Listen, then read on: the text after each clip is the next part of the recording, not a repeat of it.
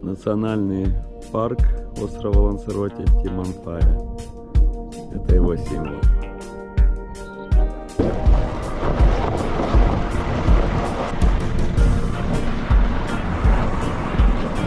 Еще Маринку в национальном парке. Наша машинка.